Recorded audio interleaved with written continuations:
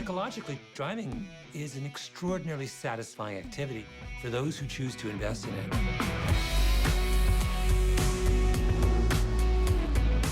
It taps into freedom and autonomy. These are really fundamental human desires. I want to go somewhere, and I want to control that process myself.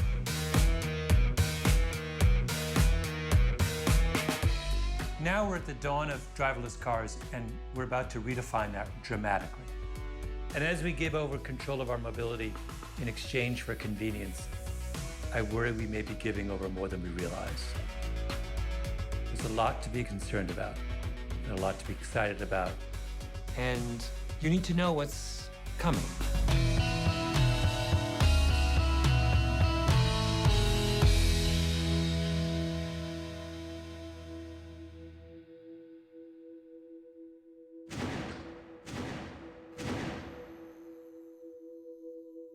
For many people, the car is the most aesthetically and technologically sophisticated object they will ever own.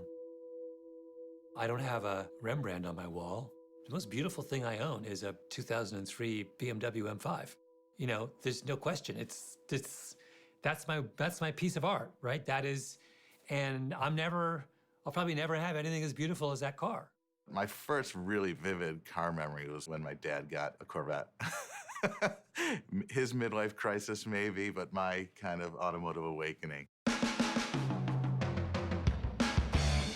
It was just like pure animal sex, you know? It was amazing. Everyone develops a connection to their automobile, and there's something about the feel of the vehicle, the emotion, that has an influence on them. They pick a vehicle that just kind of fits their personality. Cars really represent the symbol of mobility, and it's about enabling people to move about and get to where they need to go when they want to on their own terms. The car is not just transportation from point A to point B. The car really is the ultimate freedom machine. In a world without cars that you as a driver drive, I think what we'd miss most is the pleasure and the satisfaction of being good at something.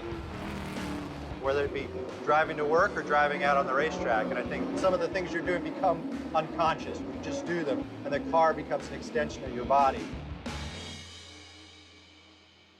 I think it's great to love your car. And I think it's awesome to love driving. And I actually enjoy driving a small fraction of the time, right? I have a convertible, and I get out onto 280 over here, and in the spring, with the roof down and good music playing, it's awesome. And then I get to San Francisco, and it's not. As human beings, we didn't evolve to spend an hour and a half every day sitting in a metal box. And so I think the commute to work is like a prime example of where an automated driving system will be something that's very attractive. This is technology to give people back time. And I think, to be honest, our sense of the value of time has changed a lot recently. Technologies like the cell phone have made it so that we're very impatient now. On the other side, those who predict that soon it will be illegal to drive your own car, I don't think that society is going to put up with that. To me, this is not about taking driving away. Even the most ardent car fanatic does not enjoy commuting. Let's take that part that sucks and let's make it better. We've actually lived with cars that are highly automated for decades. Every year we see new features introduced that have more self-driving capabilities. We're being promised that we can trust robots to keep us safer than human drivers. The hypothesis is there, and now it's up to us as a society to be able to prove it. As we start moving into a world of autonomous vehicles, if you're just a plain old driver that's trying to figure out what's coming, it's hard to figure that out. So what does the future hold for this soon-to-be booming business? You have sort of three different categories of players here. You have the car manufacturers who are moving from drivered cars to driverless cars. You have a tech company, Google, that's moving into the car manufacturing business for the first time. And then you have Uber, and their advantage might be, all right, isn't all you want the ability to access the driving itself with the push of a button. It is pretty crazy. The investment, the energy, the hype around it has gone through the roof. This technology is self-driving towards us whether we like it or not. I've had 6 billionaires on this show, and 3 of them are working on self-driving cars. So it's not going to happen tomorrow, but it will happen. It'll So you be could a slow send it process. to pick up your kids and you could stay home and... I mean, imagine if you're disabled, if you're drunk, or if you're blind. I love this. If we can reduce the human error, we can actually increase safety on our roads. We can make the world safer now.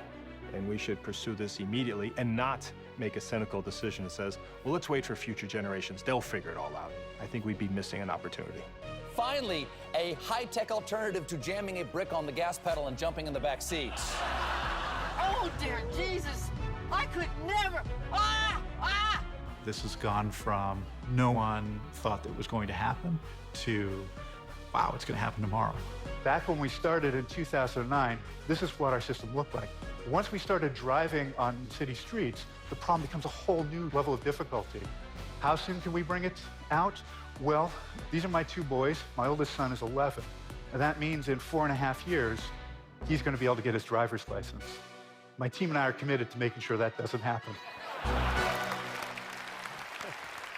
One of the distressing things about transitioning from human-driven to computer-driven cars is how in control will you be? I think that's an unanswered question. It's a scary question. I think people are reluctant to give up that control. I don't want the car taking over for me. Well, in a sense, your car does take over for you if you have anti-lock brakes and stability control and a bunch of other things. But no matter what, there will always be nostalgists. They want to live in a log cabin and drive a 74 Camaro.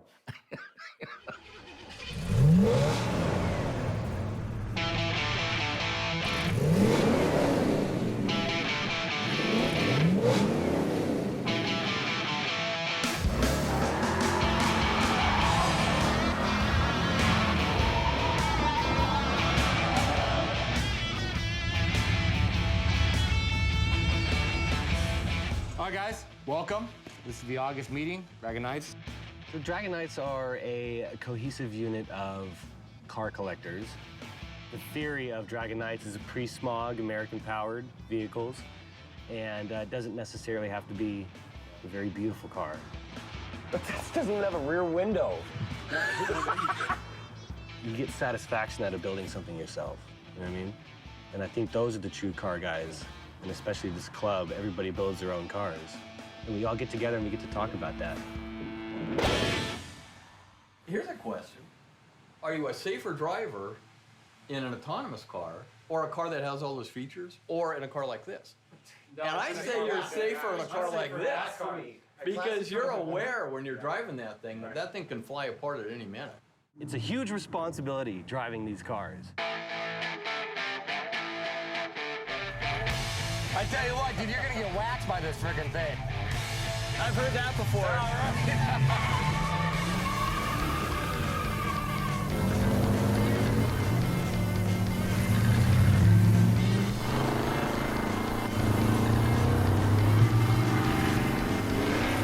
The bond between one and the car is unbreakable. In a self-driving car, you always have like a computer. It takes the personality out of the car and takes the bond between man and machine out of the picture.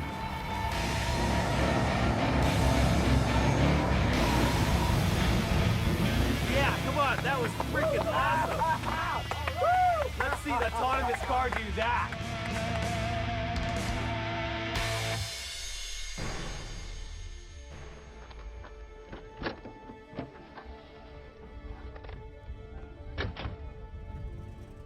Engaging full autonomous mode in 3, 2, 1, go.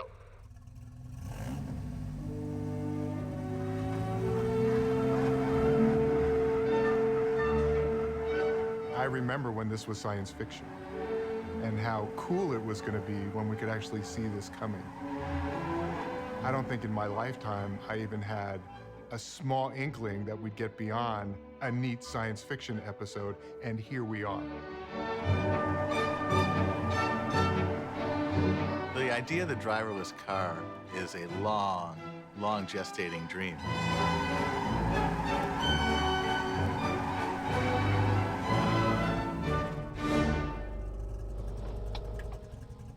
Okay, let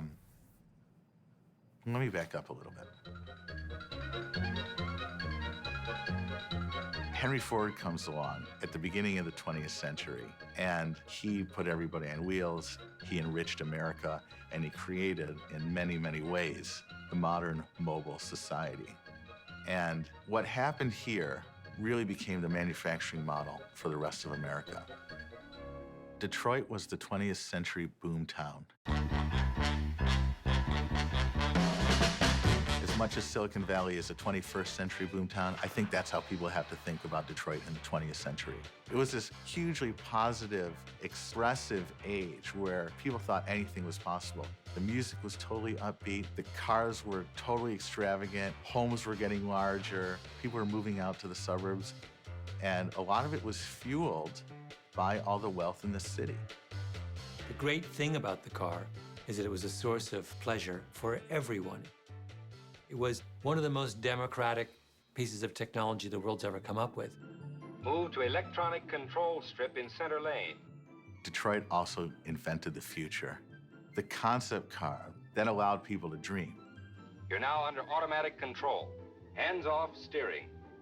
We've always wrapped ourselves around technology in an automobile. The building blocks of a fully autonomous vehicle have been introduced over the last couple of decades and made us more comfortable with the idea of technology improving the driving experience. We see it in pop culture, we see it in novels, we see it in television. That sort of utopian ideal that technology is here to save us really is at the roots of how we came to understand an autonomous vehicle. Where am I? You're in a Johnny Cat. Whether it's a pod in the Jetsons or a robot driving us around, there's really been a bit of romance to it. The idea of a driverless vehicle is actually centuries old. Leonardo da Vinci drew plans for a self-propelled cart in the 15th century. There were full-size, remote-controlled cars by the 1920s, and later experiments with cars that could follow electric signals buried in the road, like an invisible track. But it wasn't until the late 20th century that self-driving cars became a reality and not just a sci-fi fantasy. Now, for a collection of microprocessors, you're awfully touchy. It's just that my circuits function better when we operate in a reality mode. Hit. Yes, Michael. Just keep driving.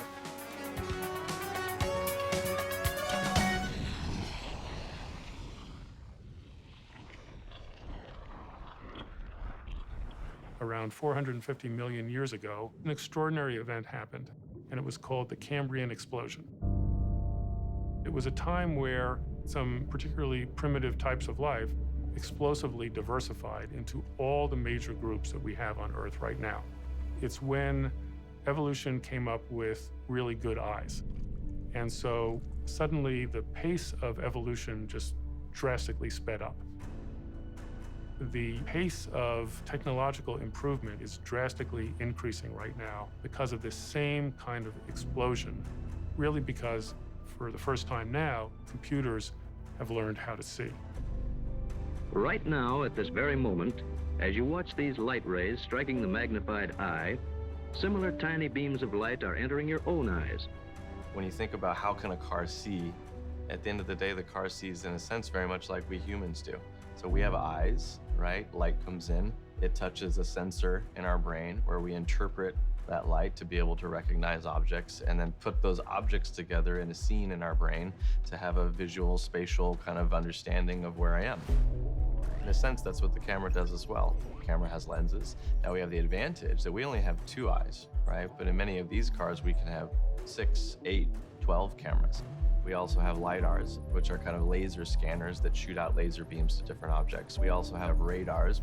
So if any one sensor can't see temporarily, we can leverage the other sensors. And so that's really where the way these cars sense the environment is more robust and better than the way we humans can. Some of the early signals of autonomy started with knowing that we could do computer vision and integrate that into a vehicle. Some of the early work was done in Japan.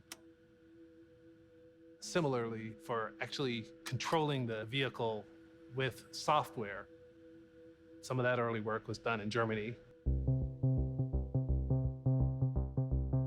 Vision has been very essential in developing intelligence. And I thought we could teach technical objects to have a sense of vision and do their own decisions. Dr. Dickmans was viewed as being a crazy guy. It's totally nuts, totally weird. People thought I'm crazy because this looked impossible. My first PhD work with Dr. Dickmans was actually balancing a black rod on an electro cart. It's like, balancing a pole. And the task was, with the camera, looking at this rod and the cart, to move the cart such that the rod was stabilized. Well, this was the big breakthrough. There were definitely people before Dickmans who had carts that moved, like there was a Stanford cart, that took an image, and then it calculated for 15 minutes, and then drove a meter, and then it took another image. But he was the first one to do it in real time.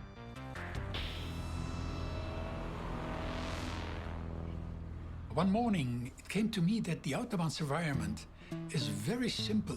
It's very easy for analysis. You have a very well-kept surface. You have white lines, and there is no cross-traffic. So I made the decision to take this as the first real-world application of computer vision. So wouldn't it be nice on those long motorway trips to just sit back, relax, and take your hands off the wheel? Well, maybe one day you'll be able to, because this purely experimental van is driving along now at about 35 kilometers an hour, totally automatically, using only this ordinary camera to see where it's going. We equipped a huge bus with the system, and we were able not only to drive, but also to stop in front of a static obstacle from a speed of 40 kilometers per hour, fully autonomously. No intervention by a human. What his first car did is was able to follow a road. Of course, interaction with other moving vehicles, with other people, with animals, all that was not possible. But when he showed the first videos of this working, people started realizing, boy, there's something to it. We didn't know what was going on in the world. We thought we were the first to do it. We knew about one project which had run in the late 70s in Japan. 目標は明確で、コンピュータビジョンによってテレビカメラを使って自動車の自動運転を達成するということにありました。ガードレールにぶつからないように走るということが基本の制御になっています。従いまして、レーンチェンジを行うということはできません。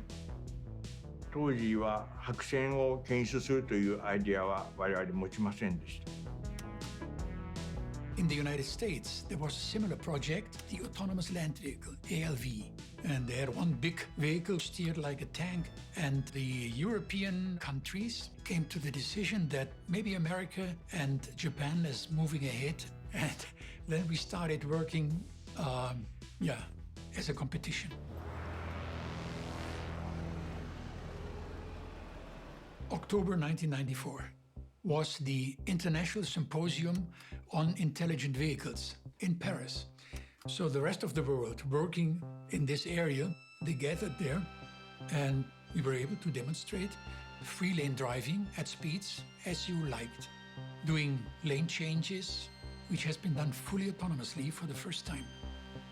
Europe had advanced to the top of the development in this half a decade.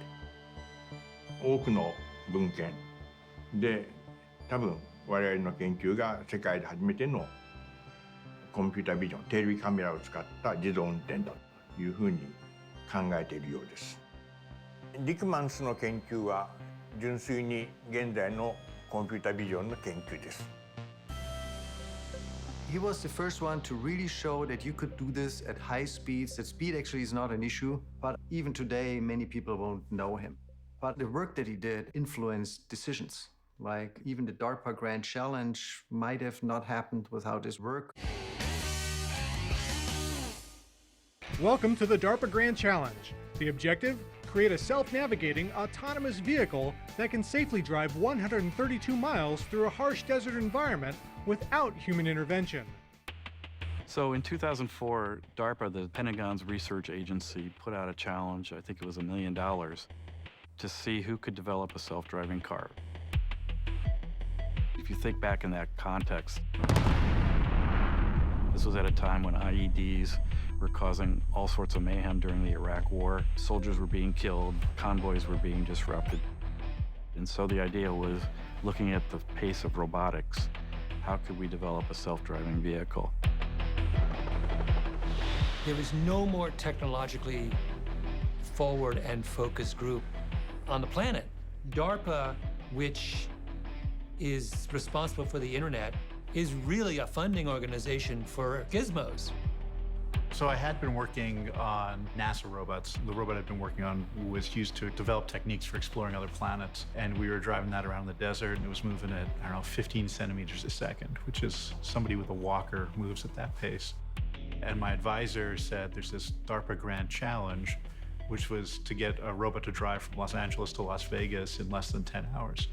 And you know, they said you'd have to hit peak speeds of 50 miles per hour, and that just sounded really cool.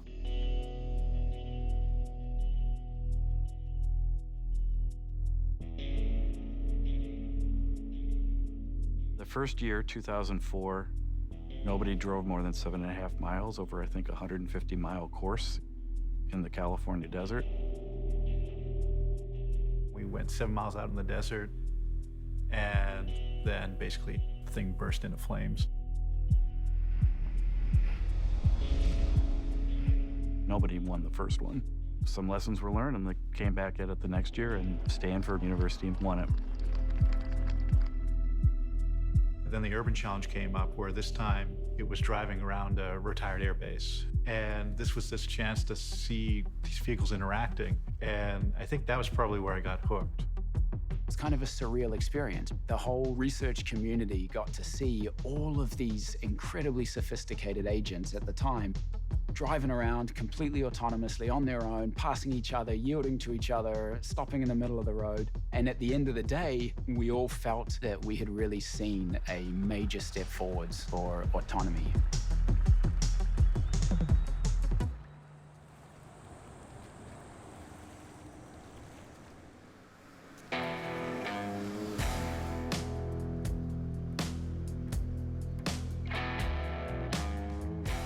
ポルシェのカスタムをやらせてもらえてます。ポルシェはもう完璧だからこそ、またそれを自分のスペシャルにしたいんだろうね。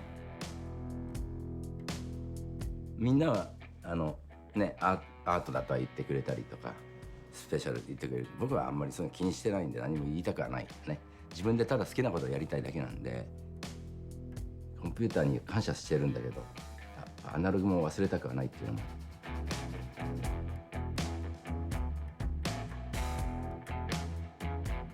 素晴らしさを生かしながら人間も人間らしさを生かせれば一番いいと思ってるかな。そのくらいかな。ただ僕は自分で操りたいだけで。コンピューターの性格ではあるかもしれないよね、確かに。だけどやっぱアナログっていうのが一番大事で、機能も大事だけど、機能は後から追っかけるのね。僕デザインファースト。デザイン優先になっちゃうのかな、優先。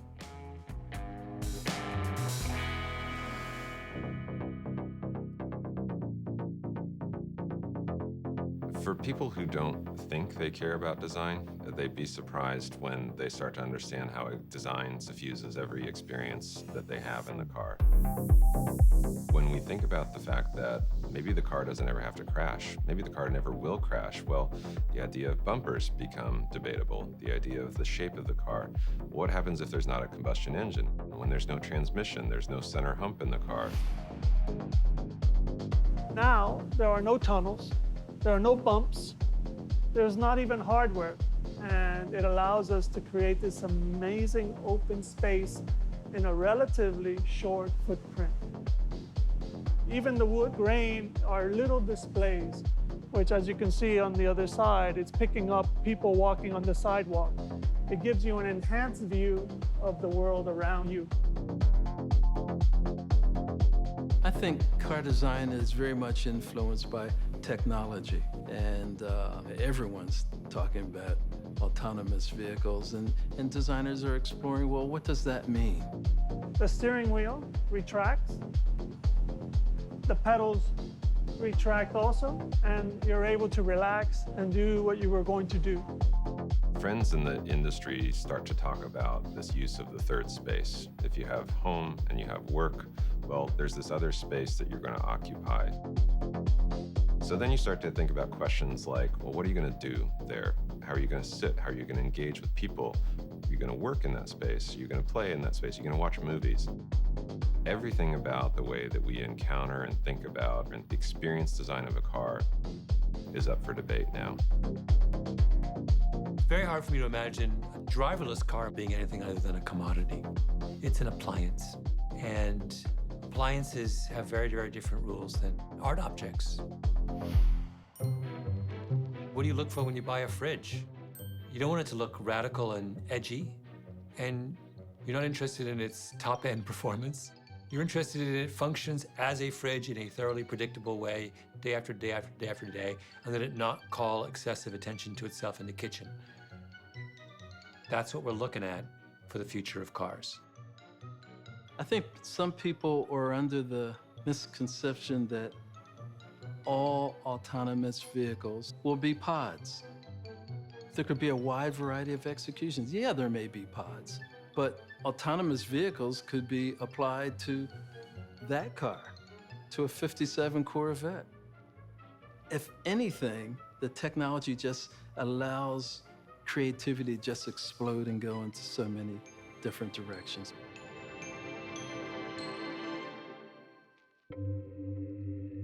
Once research engineers had proven the viability of this technology and the design innovators started expanding the possibilities, then car manufacturers really began to pay attention, and the industry gradually moved from dismissing the technology as far-fetched to embracing it as the future of their business. People understand that there's a lot of good that can be done, but again, the economic aspect of this is profound. You want to be part of that wave. You don't want to be kind of washed away by it.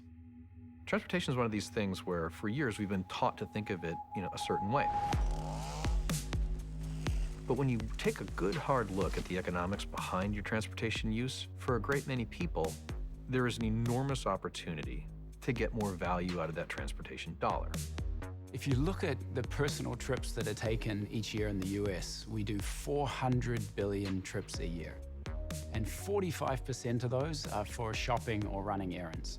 And we think that we have the opportunity to replace some of those, maybe most of those, with a vehicle, a friendly little robot that might do those trips for you and save you both the time and the effort. What was your record collection is now a global library of media. The house that used to be your home is now being used by other people, and they're in town for a short period of time. And the same thing is true for apparel, handbags, and dozens of other categories. We're going to move away from the ownership model. We saw that with the introduction of leasing. Now we start to see ride sharing come in, and that idea that maybe you don't need to even lease a car, you just need to pay for the minutes that you're going to use it. I think we're going to see a convergence that we've never before seen between the movement of people and goods. There is a ripe opportunity in the commercial trucking industry to leverage these technologies for commercial gain on the freeways, but then also in urban environments as well. We're taking a look tonight at how jobs of the future are changing. Take long-haul trucking, for example. It's not at all clear that the autonomous truck will no longer have a driver. It just may be the case that the driver isn't driving. There's a million things that person does other than drive the truck. Those tasks don't go away. Trucking is the backbone of the American economy. Without trucks, America stops.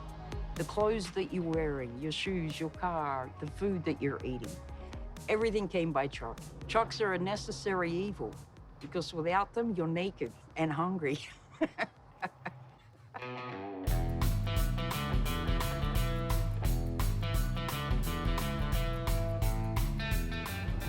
This country is amazing. There's every kind of scenery you can think of.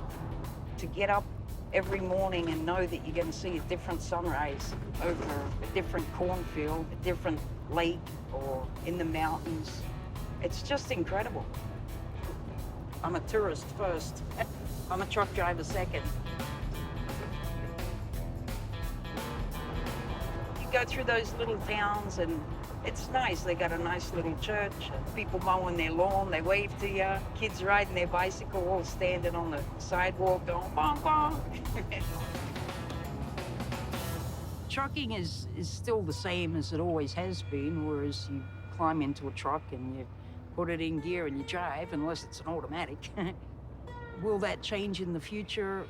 I guess it's leaning that way, but no autonomous truck's gonna take my job. Because I do things an autonomous truck can't do.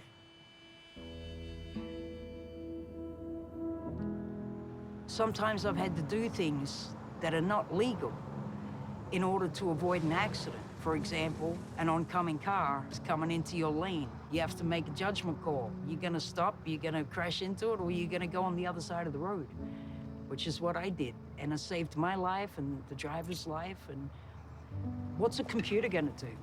Okay, can probably stop in half the amount of time I can stop. But even still, the car's gonna crash into it and they can still kill the driver of that car. So I just don't think we're ready for it yet. In a future where autonomous trucks are up and running and without glitches, it's sad to think what's gonna happen to trucking as we know it. Will they have other jobs available in the field? Probably, like loading trucks and unloading trucks. But then that'll probably become autonomous down the road too. How can you compete with a robotic forklift that doesn't require a lunch break, it doesn't get sick, it doesn't need workers' comp, any of that stuff? So we're screwed. It's coming to a town near us.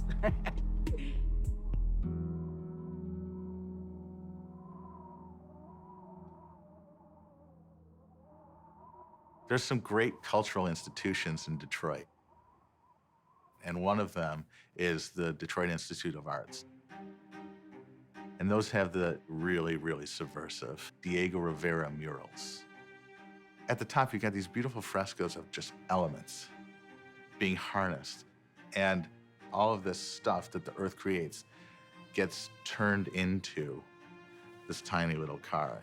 And what Rivera was saying was, the seeds of that system's destruction were in the system itself.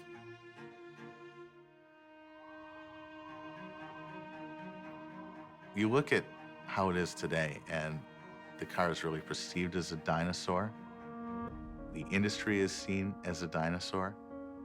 Detroit is sort of seen as this unsophisticated, Midwestern backwater. It's not the kind of integrated modern society that people think of when they think of the West Coast, especially Northern California. We think of semiconductors and high-performance processors as some of the most complex products man has ever made. But a car, a vehicle, is also quite complex. You have thousands of parts, a huge supply chain, and the automotive industry does it very well. You know, and I think in a sense, maybe they don't get credit for how complex it is actually to bring all of that together to mass produce the vehicles that we enjoy on a daily basis. Making a car is a difficult, labor-intensive, capital-intensive thing. It has to be engineered to the highest levels of safety, reliability, performance. It's a hard thing to do right, and it's taken us 100 years to kind of get to this point where it's almost perfected. In contrast, in Silicon Valley, you've got these folks that are coming at it from the software perspective and thinking about these interesting problems in machine learning and computer vision and how do we make these vehicles drive. And so there's actually, because of the conflict and challenges they're facing, there is this opportunity to kind of bring some new thinking into the industry. Well, there used to be a big three: Chrysler, General Motors, and Ford. Every year, the dealers would soap up their windows, and they'd have the cars in the showroom, but you couldn't see it. It was the release of the iPhone. The excitement was exactly the same. There is a thrill of the new. The car business was the first to really capture that and exploit it. Silicon Valley is of, I think, that same mindset. Here's this new invention that's gonna make your life so much better. But generally, these are not $50,000 things that go 200 miles an hour. And they don't have the associated safety risks. One of my favorite things to say is, when your app crashes, nobody dies. So welcome to Silicon Valley, because guess what? When your vehicle crashes, somebody could die. It's a whole different mentality for them to understand what's going on here. The way Detroit builds a car is you have a concept, you develop it, you test it, you test it, you test it. You make sure everything is ready to go and as good as it can possibly be before you release it into the wild. The Silicon Valley way of doing things is much more progressive. And you see that expressed in how Tesla does business. In Tesla's business, the drivers are part of the car development process. It's very fluid, and they do beta test autopilot on their customers. Quite exciting announcement, which is the release of Autopilot. We still think of it sort of as public beta. We actually explicitly describe it as beta. What I'm gonna do with my hands down here. In the short term, I think it's very important that people exercise caution. We're advising drivers to keep their hands on the wheel just in case. Federal safety regulators this morning were investigating the first deadly crash involving a self-driving car. Joshua Brown was using the autopilot feature on his Tesla Model S when he was killed in a Florida highway collision. In that Joshua Brown accident, he thought he had a high degree of reassurance in the system, and the autopilot misread the environment and sent him, through the side of a truck. The driver of the truck says that Brown was watching Harry Potter on the TV in the car at the time, but the sun blocked the car's camera from seeing the truck turning, and that's why the car never braked. To deliver a truly automotive level of safety, or beyond that, an aeronautical level of safety, you can't do the agile beta testing thing. You just can't. People aren't going to trust it, and people will reject the technology. There's a sense of independence that surrounds the idea of autonomy. It's being able to do something yourself. The question is, when we call something an autonomous vehicle, whose autonomy are we talking about? Is it ours? Is it the robot? Is it people programming the robot? And I think it's that sense of otherness that creates a sense of fear. We'll put our kids in cars with our aunts and uncles who are blind in one eye. When a human is doing the crashing, we accept it because we know we're fallible. When a computer is doing the crashing, that's existential dread, man. Funny enough, that is how people think. Like, we'd rather be killed by one of our own than by, there's people who I don't want to be killed by a machine. I want to be killed by Dave. Things that engender trust are open and clear communication, dialogue, eye contact, all these things that when you meet another person makes you get a sense of trust about them. Now we're asking people to do that with a machine. Machines, of course, have these stereotypes as being these soulless, faceless boxes that are just making arbitrary decisions for us. And so I think that's a much more difficult challenge. You're a pedestrian at a crosswalk, and you see a car being driven by a human pull up to a stop sign. If their head is turned to the left or they're looking in their rearview mirror, you know that they don't see you. There's a tremendous amount of body language information exchange between the pedestrian and the driver. How are you going to read that in the car? How are you going to, as a pedestrian, know what the car is thinking?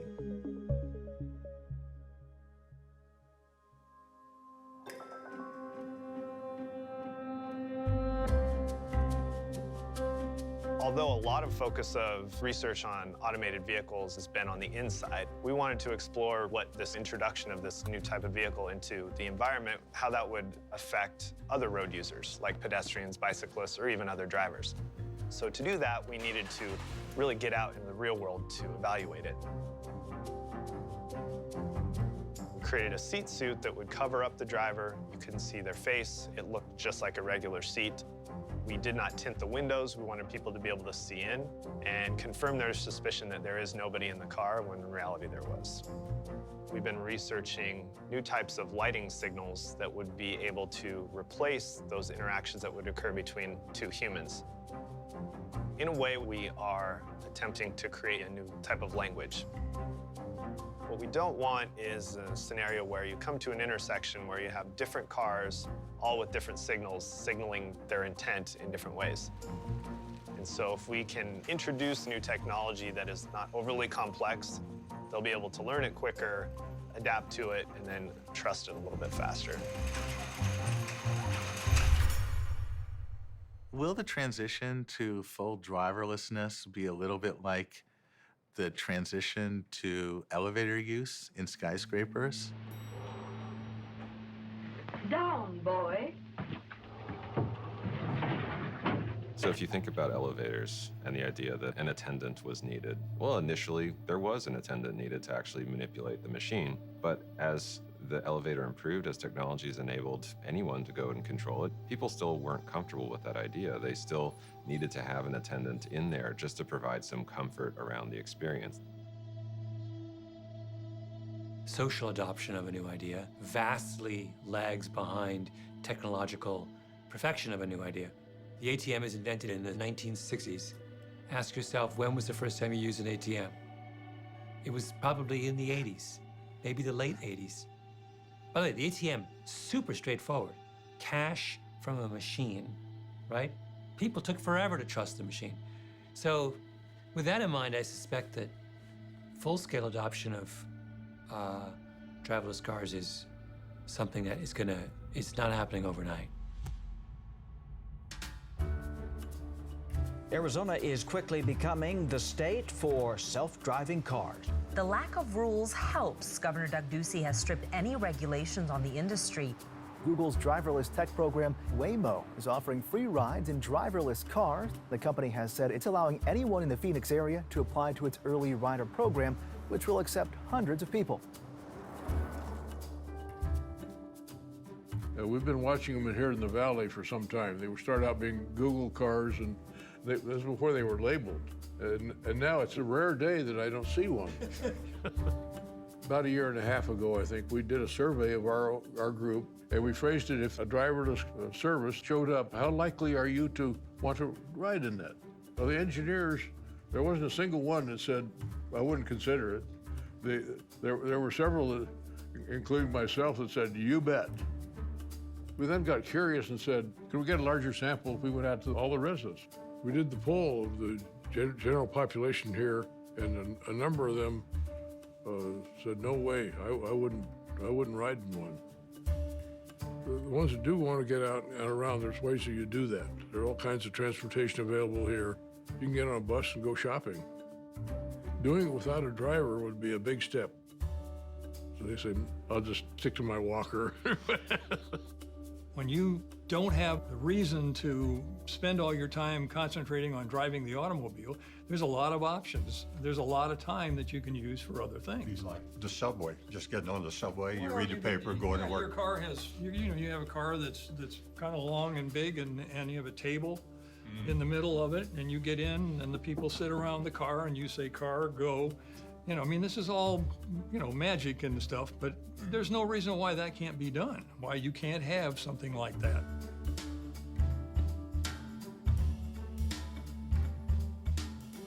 So today, my phone didn't charge, and so I woke up, and I looked at the time, and I was like, oh my God, it's 7:30. And I was like, I need to go to school in like 10 minutes. Okay, I need to call Waymo, get ready, and then Waymo pulled up in like 5 minutes, and it was, yeah, it was really So easy. you made it? Yeah, it was like barely made it, but like I made it. Is it weird being in a self-driving car though? It's weird the first couple times, but after Yes. you use it, you get used to it and you don't even pay attention. Yeah. Like time after time, I just like get on my phone, plug into the aux, and Like then do homework or something. Yeah. Super easy. Yeah. Yeah. I feel like that's probably one of the main reasons I don't have my license. It's 'cause of Waymo? Yeah. I mean, like 16 is normally the age that you would get your license. And at this point, what's the point? I'd drive in Waymo. So do you ever want to learn how to drive or get your license or anything like that? I feel like eventually. I still remember the 16th birthday, I was there and got my license, passed the first time and whatever. The world is different. And I think the younger people today are really not as interested in driving as the younger people used to be. And with being able to function and get around socially without driving. A lot of the teenagers today are doing it. Our parents are always like, we grew up with landlines and we didn't have a computer until we were like 50 years old. And it's just technology as you knew it is now exploding. And I feel like that's how it was when the first iPhone came out and everyone was like, oh my gosh. And now we're just sparked to this whole new thing. Yeah, so exactly. this could do the same thing for transportation.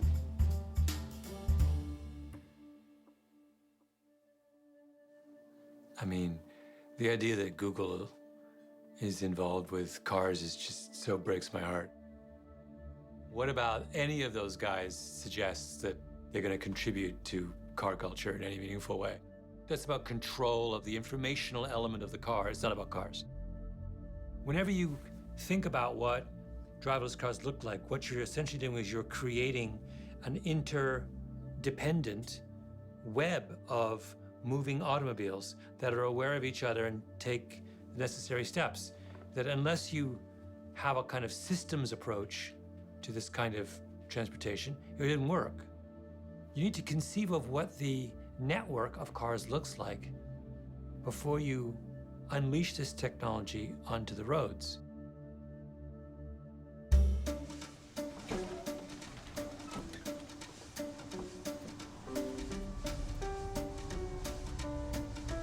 We are in a low-speed automated shuttle, can transport around 10 people.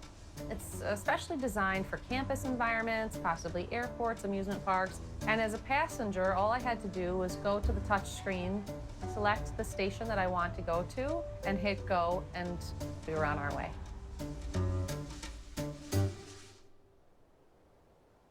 M-City is an off-road facility, first of its kind, purposely built to test connected and automated vehicles. We've provided a really unique test platform, and that is our open, connected, and automated vehicles. And basically, these are research vehicles that are opened up for researchers to go in and bring their ideas to the vehicles and take them right out into M-City and experience, quote unquote, real world in a really safe, repeatable, reliable environment. A connected vehicle can communicate with other vehicles and infrastructure around it for safety, also for efficiency. An automated vehicle can actually take responsibility of the driving from the driver. The two put together are actually a very powerful combination. If the traffic signals can help warn oncoming vehicles that someone's about to run a red light, that can help improve safety at an intersection. We have to accept the fact that if all cars on the road are part of some connected grid, the opportunity for catastrophic error now exists in a way that it never did before. If it's 2035, somebody can hack in at 6 o'clock into the web as it pertains to the cars on the 405 and cause every one of those cars to crash into each other. That's gonna happen, right? It will. Maybe it only happens once, but it can't happen now, and it will be able to happen, in the future. And unless you're comfortable with that, you can't go down this road. To the automotive industry, security often meant physical security, right? Stealing your car, you need to lock it, right? To Silicon Valley, security has a very different meaning. You should never assume that it's possible, to physically secure the car from a connectivity standpoint. So you need to design for an expectation that these systems will be attacked.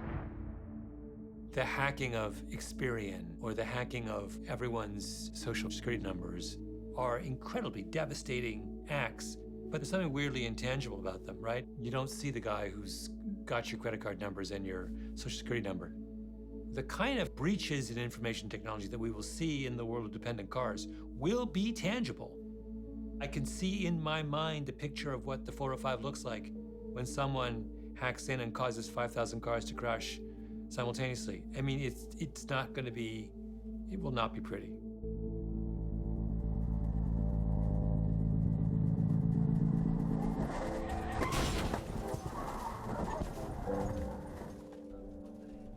For 2016, there were 37,461 lives lost on our highways. For the last numbers we have, there were 2.4 million injuries. 6.3 million crashes. The reason I made sure everybody knew the exact number of fatalities is because every one of those is a person. So it's a mother, father, brother, sister, your neighbor, a coworker. People love to talk about statistics, but they're people. We have this amazing thing with the automobile that allows us to get from one place to another so much quicker than we ever used to a century ago, but we kill 1.25 million people worldwide. That's horrific. And there's an opportunity to really drive that number down. The car is relatively safe, but the car right now is just an instrument. That instrument is, of course, led and controlled and maneuvered by a driver.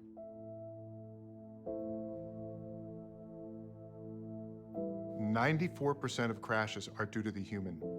So that's a choice or an error that we make. A choice to drink, a choice to reach for that phone, not get enough sleep, an error of looking one direction when you should have been looking the other.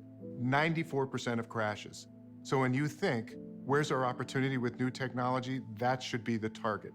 So the promise of autonomous vehicles is that they will be safer and likely much safer than human drivers, which means that from a rational standpoint, if your concern is safety, and there are other concerns, but people's main concern seems to be about safety, it makes sense to take the self-driving car. But if you have irrational calculations about how much more safe it'll make you in particular, that could make you elect the less safe option of deciding to drive yourself. And as a result, if many people do that, then we lose out on all sorts of safety benefits that the self-driving cars bring. We don't give it a second thought when we step into an airplane. But a car is something that we're used to being in control of, right? So I think we have a higher bar because we're asking them to step back, give up control on something that you've always been used to being in control of. My husband and my son love roller coasters. I'm not a fan. I get in a roller coaster and my heart beats really fast and I get a sick feeling in my stomach and I just want to close my eyes and make it go away. Where they do this, right? And I think self-driving cars are that way too. I think some people just like anything new. And I think as we get older, we get more fearful of new experiences. My experience has been that before getting in a self-driving vehicle, people doubt it. They think there must be smoke and mirrors. Could I ever really be comfortable in a car that's driving itself? And the amazing thing is, after a couple of minutes, they are. You know it. It was fabulous. The problem with that is that none of these systems, are up to human performance. But very quickly, the driver in the vehicle will trust them, and they'll trust them too much. And it always works. I've been using it for a month every day. It handles this bit of road fine. And then, month and a day, and a bad thing happens. The most predictable thing in the world was that a self-driving car was eventually going to kill someone. Uber today put the brakes on all road testing of its self-driving cars after a deadly accident. A pedestrian in Tempe, Arizona was killed last night by a self-driving Uber taxi. It is believed to be the first pedestrian fatality caused by an autonomous vehicle. It happened earlier than most people thought.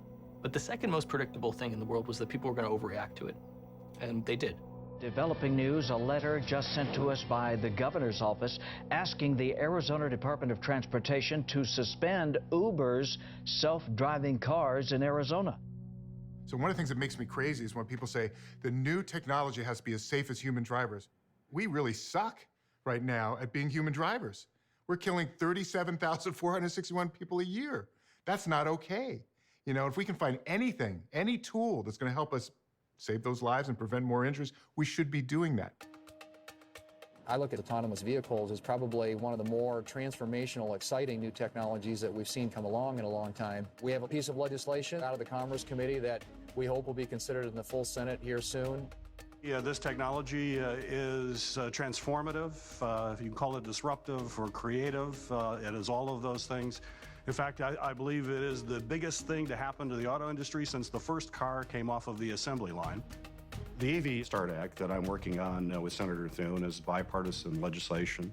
is designed to be able to create the regulatory flexibility necessary to allow the innovation to move forward, while also considering that safety is always paramount. We have thought long and hard about making sure that safety is first and foremost in this legislation, making sure that we're trying to find that middle ground to allow innovation to flourish, but also being careful about making sure these vehicles meet standards before they get out onto the road. One of the challenges here is that we have a lot of traditional reactive ways of thinking about auto safety. You wait until somebody dies or gets hurt, and then you go and figure out, was there a defect, what happened, etc. That typically means, let's regulate. The Department of Transportation prefers to avoid a patchwork of different approaches by encouraging interoperability of standards and consistent rules while respecting the role of state and local governments. The regulatory bodies, they do not want to legislate innovation. They want the car makers to find the best technology, and then they'll figure out the regulations around it. Automated features are becoming increasingly common in our cars, but we still have a long way to go to reach full automation, level 5 as SAE would call it. The Society of Automotive Engineers has these levels of autonomy. Level 0 is just a purely analog car. Level 5 is where the vehicle drives itself, doesn't even need a steering wheel or pedals. Unlike rules for the design of a seatbelt or airbag, the federal guidelines for automated vehicle systems are voluntary. The U.S. Department of Transportation says mandatory regulations could delay getting life-saving automated systems on the road. The regulatory environment around driverless cars right now is the Wild West. Yeah, sure, it's the Wild West. I think we should try and make it as wild as possible. In the battle to dominate the future of self-driving cars, Uber and Google were on a collision course. Will it get ugly? Yeah, but I think we want it to get ugly. I mean, there's no way around the ugliness. It's one of Silicon Valley's most anticipated court cases. The outcome could determine the future of autonomous car technology. Will it be a patent war? Well, of course, but it's just a necessary part of the stage. Uber will pay $245 million to Google's Waymo self-driving car division, settling a legal dispute over trade secrets. The problem of perfecting these kinds of systems is hard enough that you wouldn't want to discourage anyone from taking a crack at it. The international competition is intense. You're seeing big pushes from Europe, from Japan, from Singapore. The Chinese are weighing in with everything because I think most folks realize that when AI systems can take that automobile through a very complex environment, that means artificial intelligence is ready for prime time for every single industry you can imagine. It'll transform the private sector, it's going to transform the military sector. And so whoever gets there first with this technology will have a competitive advantage, not just in mobility in cars, but throughout the economy. Self-driving cars, there's our future. Going to be a lot of litigation, a lot of new technology coming fast. A lot of bumps in this road. Yes, indeed. There are. Senator, when you talk about those matters of safety, talk about liability. What happens if there's an accident? Who's eventually responsible? Well, those are the questions that we have to try and answer. And, you know, you have an entirely different, if you don't have a driver, who is liable in a case like that? Almost everyone that I've spoken to has expressed considerable skepticism and fear. And one of the bigger concerns is, well, what's going to happen when the car has an accident? People are afraid that they're going to get blamed. Well, but I wasn't driving the car. Why should I be at fault? Well, maybe you're not going to be at fault. I mean, that's yet to be determined. But I tell people all the time that self-driving technology is not going to go away. We're not going to stop making the things that are going to make the cars autonomous in the next 5 to 10 years. That's going to happen. The question is, how safe is safe enough? What will we allow machines to do? How much will we allow machines to screw up? What is our threshold for that?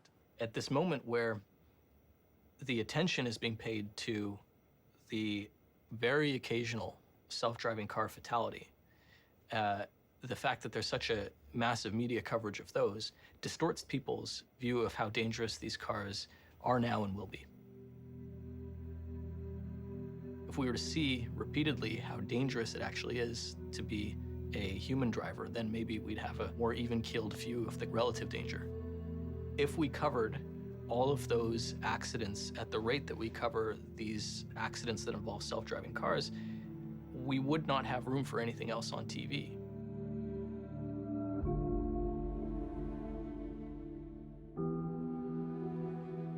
I guess the first accident I heard where this woman was crossing at night, crossing the street with her bicycle.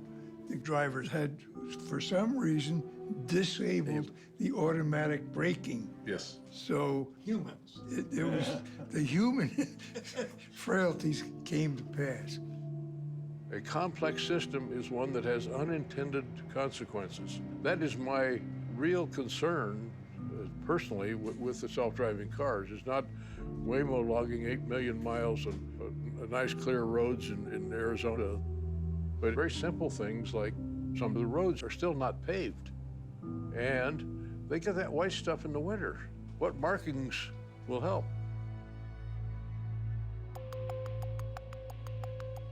When I took this job, I thought, let's try something different. And off-road driving just seemed like an obvious choice. It's much harder.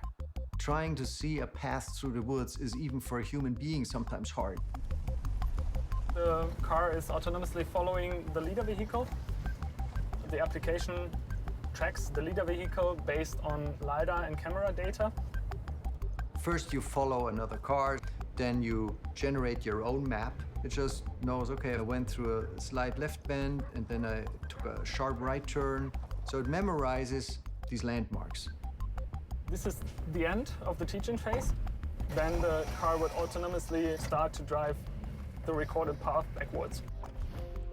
One application of this is a rescue scenario. As you can imagine, in Fukushima or in other disaster scenarios where there is an environment which is dangerous for people to be in. It is able to move the injured people out of this area by itself. We typically have no maps or very poor maps, and what we need to do is we need to concentrate on perception. So we have a very biological approach, human-like approach.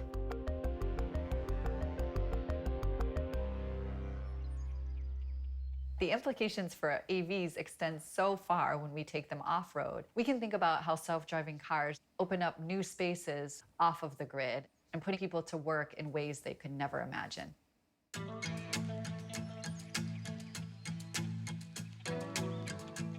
A farm is a pretty expensive business operation. Garish Family Farm's been in with the Garish family for over 100 years now. We grow corn and soybeans, alfalfa, and grass-fed beef. We've got some honeybees, a few chickens, and fish, a lot of fish. My father just works 18 hours a day because farming's his passion. Well, I've talked to some of my farmer friends, and the reason they said they farm is because they love to drive tractors. Well, I like to drive the tractor, but I'm okay with not doing it that many hours a day, and I can't find anybody to do it. He's a creative guy, and he actually went and took the grandkids to the Lego store and just got a ton of bricks and poured them out on the table and told the kids, build a robot that would help Poppy on the farm. And those were literally used to go talk to universities and entrepreneurs to say, this is what an 8-year-old came up with. What can you do? We created this challenge where you had to come in with the autonomous vehicle, didn't care what it was, car, truck, ATV, tractor, whatever, to plant autonomously the first year, to weed and feed the second year, and then harvest the third year.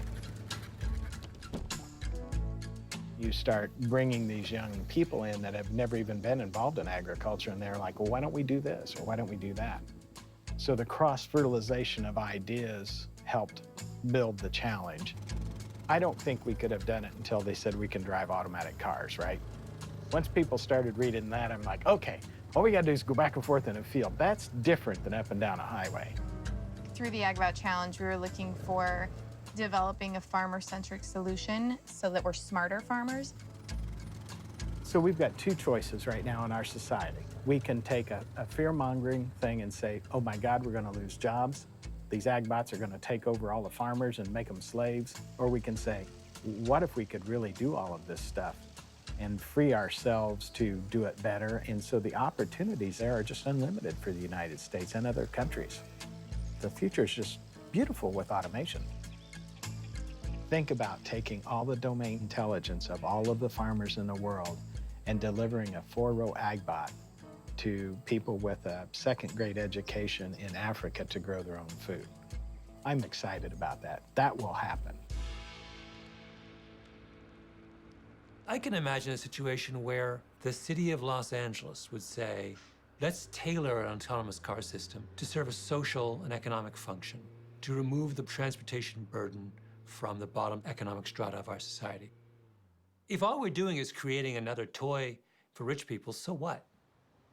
But if the real payoff is it's a way to create a really cost-effective, efficient mass transit system, then I would love to see that. If that's what it looked like in the end, I'd be the happiest person in the world.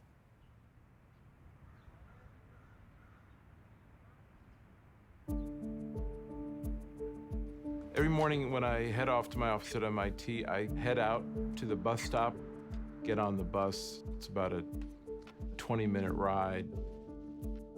There's a set of railroad tracks before you get to MIT. I wait for the bus to hit those tracks, and I know my stop is next. If you're a sighted person, you don't have to do that. But I use all kinds of tricks. Everybody's got a different voice. Now, other people don't have to think about that because they use facial recognition. I use voice recognition. Paul? Oh my gosh, is that Ray? You doing, waiting for the bus? Yeah, absolutely. I'm waiting for the damn bus. Today, you're not going to take the bus to work. Why not, man? Well, because you're going to drive to work. Woohoo! You're kidding. You're going to drive. I'm ready, Yeah, but I left my license at home. That's all right. I'll be sitting in the back seat with my football helmet on. So. Just in case. All right, here we go. Okay.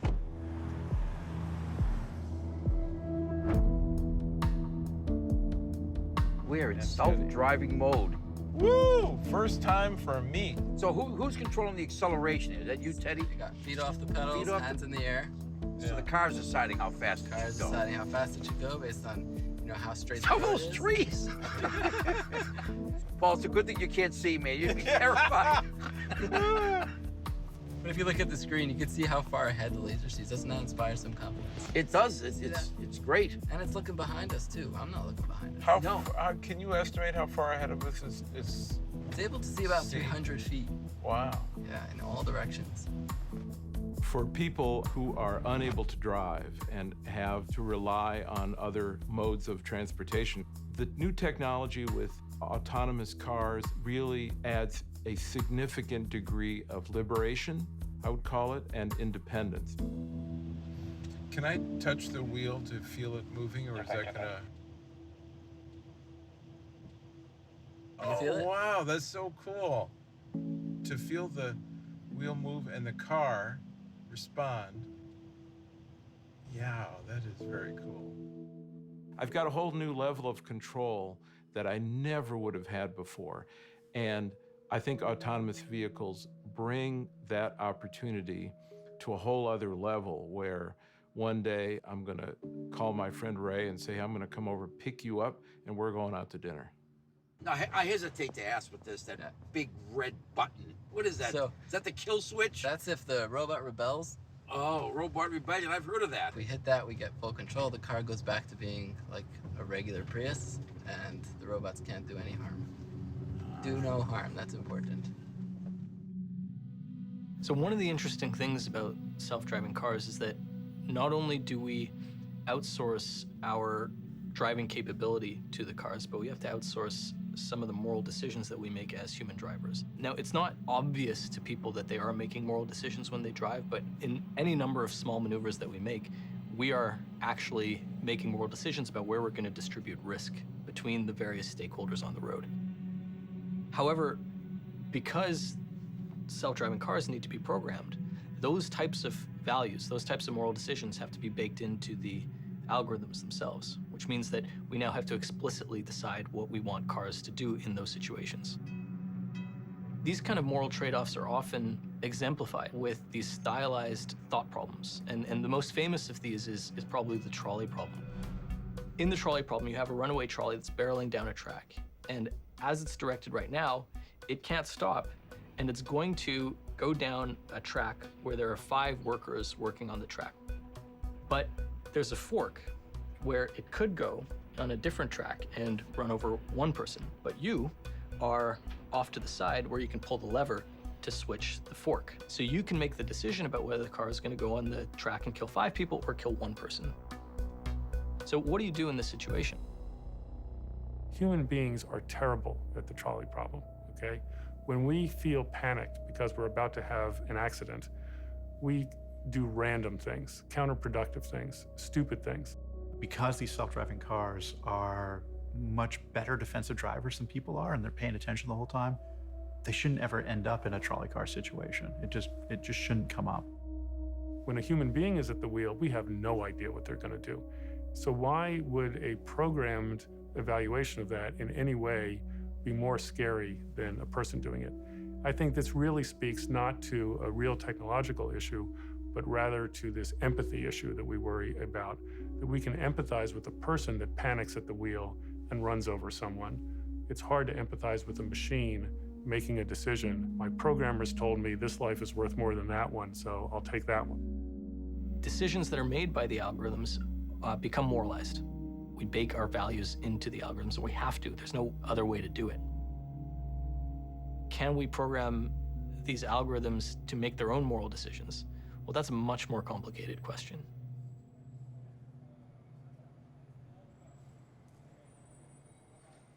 世のため人のためになるものを作ることが私のエンジニアとしてのゴールです。目標は高く持って、志を高く持って研究開発に邁進してほしいと思います。技術のための技術にならないように。こんにちは。こんにちは。一般に機械が人間よりも優れているとは多くの人は思っているかもしれませんが、しばしば故障する。そういったことで機械に対する不信感というのはあろうかと思います。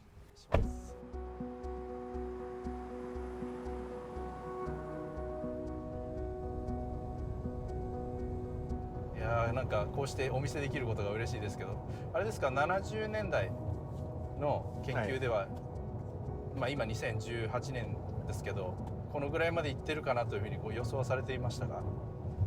いや、全くしていません。今ずっと自動運転ですよ。今しばらく緑なんで。優秀ですね。ヒューマンドライバーはだからこそ機械の限界を知るべきだと思います。やはり賢くオートメーションを推進するということが重要かと思います。それはでも自動運転というふうには呼べるとお考えですか？厳密に言うと運転支援と呼ぶべきですね。なるほど。行動にドライバーが責任がないのが自動運転。純粋な意味での自動運転だと思いますね。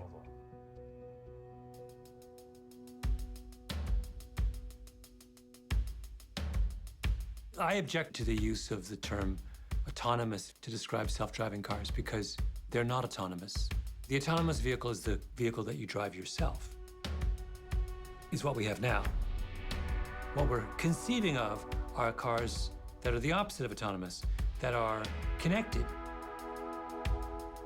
For generations, driving was one of those things that we were required to master. And once you mastered, it gave you the satisfaction that you had achieved that. You had to learn how to work a stick shift and learn how to parallel park. These were sort of annoying or even intimidating when you're doing them for the first time. But after a while, they gave you satisfaction. Mastery and pleasure are two sides of the same coin. It's where pleasure comes from. If Malcolm wants to parallel park all day and that's how he sort of gets his rocks off, amazing. But he won't have to sit in traffic and do the other parts that he's less interested in. The day-to-day grind will be replaced with something that's frankly far, far more pleasant. Self-driving cars are going to change the way our cities function. They're going to change how we relate to each other. But if we don't educate people who are going to benefit or be hurt by this technology, then we're really missing the whole point of why we're doing it in the first place. This is a really important technology, but we have to be thoughtful about making sure that we're not rushing to bring it to market before it really is ready. I want it to be at least as good as human drivers that are on the road. I think society will recognize that the technology of autonomous vehicle will be a benefit to mankind. The most important thing is safety. I sure worry about my kids driving. I sure worry about their safety. I sure am paranoid every time they get behind the wheel. Would I love a world with no accidents where they're totally safe? Yeah, I think that's worth it. But how do you maintain control of that technology? How do you preserve your own agency within that technology? We've been promised that technology was going to set us free, give us more leisure time. Has that happened? Could it go bad? Sure, it can go bad. But every technology is like that. Fire can be used to make weapons. It can be used to cook food and heat our homes. But I don't want to limit in any way the technology just because we're afraid of the bad uses. We should use those fears to make sure that we use it well. There's a long history of people being almost comically suspicious of technologies as they emerge. We have this status quo bias. We're used to what exists now. But if we stuck with the status quo, we would not have airplanes or elevators or the printing press or writing. I know the self-driving technology seems very foreign to folks, and it's very difficult to conceive getting into an automobile and have it take you to some place without you ever touching a steering wheel. But that technology has the promise that tens of thousands of people's lives will be saved in the United States every year. That's a big deal. Not to develop it would be wrong. I won't go down without a fight. I'll be the last of the dying breed. But I'd say maybe start training for another career if you're young enough, go to night school. You know, you could do online lessons in your truck at night, become a lawyer. And then you can sue the autonomous trucking companies, right? When they kill people. Be cautious, be vigilant, but be open, because there's a chance to totally change your life. Autonomous vehicles will give people the freedom to go wherever they want to go, whenever they want to go. And that's huge. Beyond all of the cool things about autonomous vehicles, that's important. I think there are significant costs to the individual and significant benefits to society at large. What is lost with driverless cars is interaction with the physical world. And one by one, it strikes me we are stripping away those traditional forms of interaction. And that is not without consequence. For the last 50 years, the focus of the automobile industry has been to make the car accessible to a broader percentage of the population. It's made it possible for people who don't know anything about cars to drive cars, people who don't know how to fix cars to drive cars, people like my mom, who has benefited from incredibly reliable cars, and now we're giving her a technology which will allow her to drive around into her 90s. That's the point of this technology. This whole massive industry has been serving me for generations. And now they're gonna not serve me in the same way anymore. And that's maybe inevitable, but it breaks my heart. I've been at the center of their dartboard for 100 years. And now I'm being replaced with a picture of my mom.